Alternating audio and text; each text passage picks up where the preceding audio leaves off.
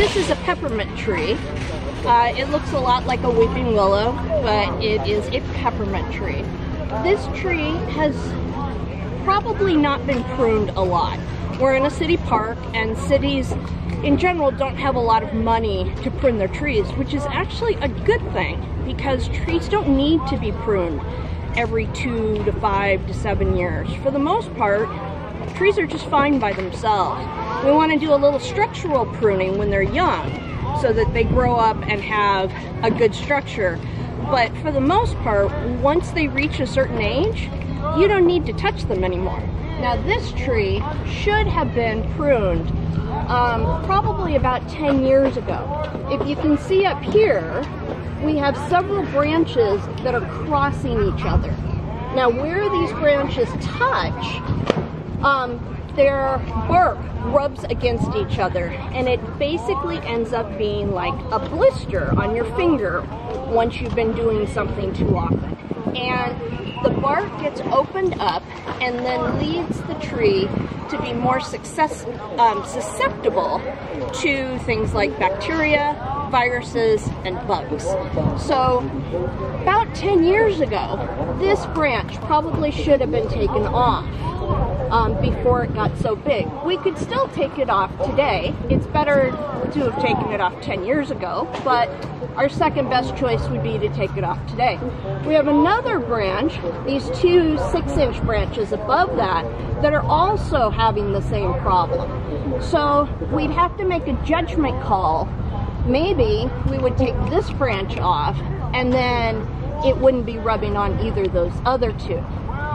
But one of the very first things I would do if I was going to prune this tree is always the first thing. Take off the dead branches. Okay? Now I can't reach these. I would want to have a ladder, and I would want to take off all of the dead branches. The next thing is to take off the crossing branches, like I mentioned. This tree is a carrotwood tree, and it has had some unfortunate things happen to it. Right here, you can see right down to the hardwood. That is the dead wood in the center of all of the trunks. The living part of the tree is this outer part, the bark, actually. So you never want to see this heartwood. That's very bad. When it's exposed like that, bugs can really get into it. What probably happened was there was a branch here and somebody caught hold of the branch and ripped it off. And it ripped a lot of the bark with it and left the tree now open to diseases. When you want to cut a branch off, this is what you want it to look like eventually. This one right here, they left a little stump. And the tree will never be able to create enough wound wood, that's what this little collar is right here, to cover up this much of the stump. So we want to cut it a little closer than they did here. So one of the really important things about pruning trees is where to make that cut, how to make it. So these cuts were made by a gardener who was getting hit in the head by the branch every time they mowed. So they just cut it where it was convenient. But this is not an area that the tree would be able to cordon off that rot.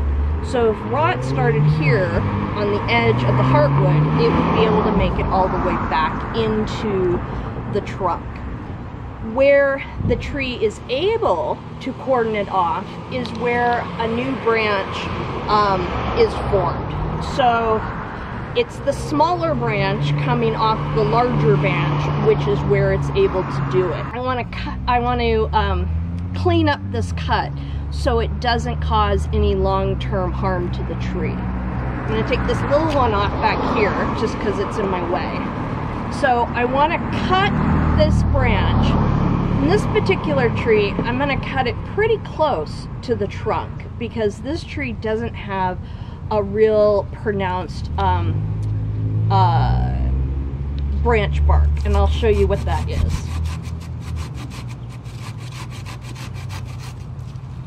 Okay, so just like that. Now let's look at a different branch. So here, you can see where the bark changes a bit. this right in here is where that branch bark is, and that could cordon off this section if we wanted to take that branch off. If we took this branch off, this is the main branch. This is essentially one of the trunks. It couldn't do it there, and that would be a topping cut. And so whatever rot entered the tree would keep coming through. So this is an older eucalyptus, probably more than 50 years old. It has sprouts growing out of it. These are called water sprouts, and you don't want them growing out of your tree. They will eventually become very unstable and rip out of the tree, which will do a lot of harm to the tree. We just want to remove all these. I'm gonna just get some of the leaves out of the way so we can see what's going on here. Okay, so you can see this canker now that has all the sprouts out of it. What we want to do is remove these sprouts as close to the canker as we can. That will discourage them from growing back. So I'm going to just try to get my pruners in here as close as I can.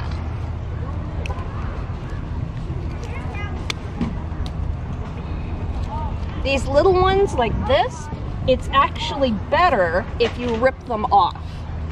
So like this one, I'm gonna rip it off. And that actually does a better job of encouraging it not to come back. This tree's a camphor tree. The branch color in this tree is a little easier to see. Some trees it's really hard to find, sometimes it's easy. You can see the kind of change in bark right along here. That is the branch collar, okay? So if we wanted to take this branch off, we'd want to cut it right about there.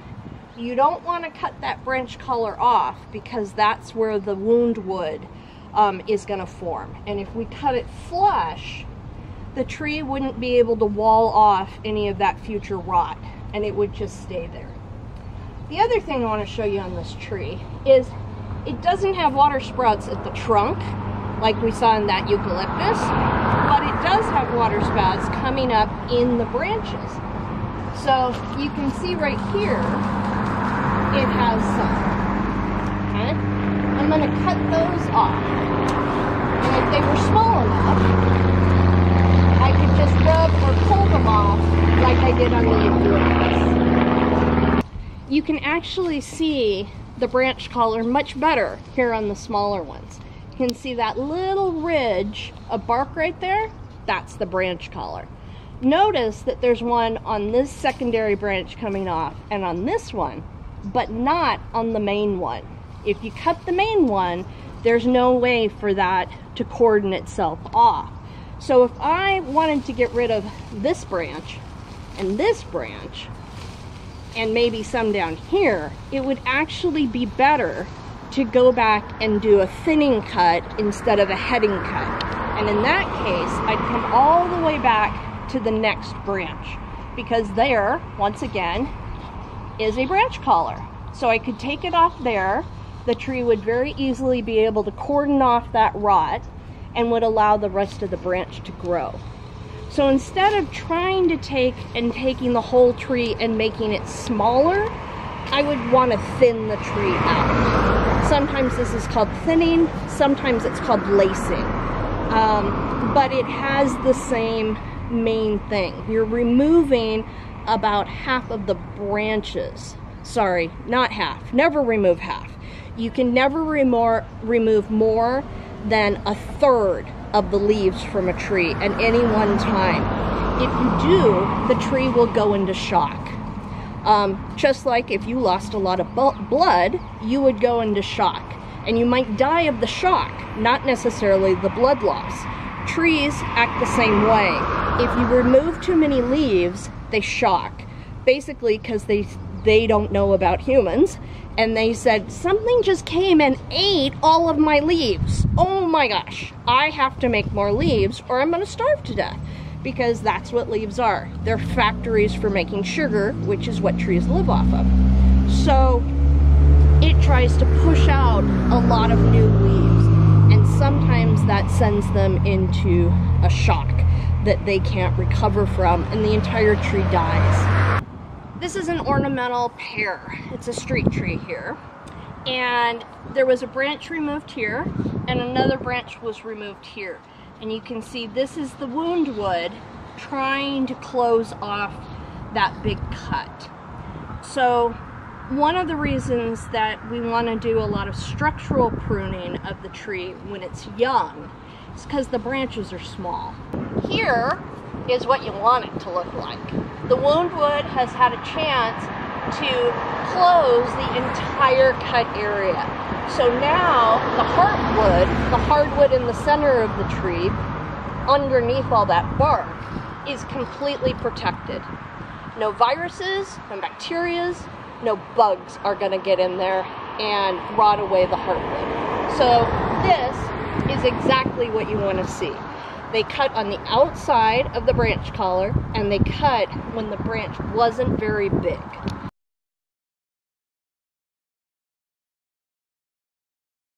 These trees have just been cut today. One of the reasons they've been cut is because they're in a strip mall, and businesses in strip malls want their signs to be able to be seen from the street. If they place their signs in a different way or put the trees up against the building between the stores, you could still have shade and you could still see all the signs. This tree's life now has been greatly reduced. It is basically being killed by 1,000 cuts. And when you top a tree like this, it has zero ability to cordon off that rot. You can see this branch here. This is where it was topped last year. And it then grew a bunch of water sprouts from that, because the tree said, oh no, something came along and it took away all my leaves. So I need to overreact and grow a bunch of leaves very quickly. So it put out all of these branches. But I said that you want to open up the tree so it has some circulation in it. This tree has multitude of diseases, probably because it didn't have any circulation. You can see the tree has a lot of large branches. If I was going to prune this tree, instead of reducing its size, I would have reduced the number of branches within it so that the breeze could come through it. That's called thinning. These trees were not healthy. They were probably pruned several years ago, which did not help their health at all. And then they've been pruned today again, which is not helping their health. When I said unscrupulous, the tree trimmers, the reason I said that is these guys came and they pruned this tree. Now, what that tree's going to do this spring is push out 10 times more branches than it already has. And then the people who own the strip mall are going to say, oh no, the tree got really big, it got really bushy, and the merchants are now complaining that people can't see their signs. So in 2 to 3 years' time, these tree trimmers are going to be able to come back and prune it. If these people had hired certified arborists, certified by the International Society of Arboriculture, they would have had the trees pruned in the correct way. And these trees would not have need to be touched for a good 10 years, if ever again.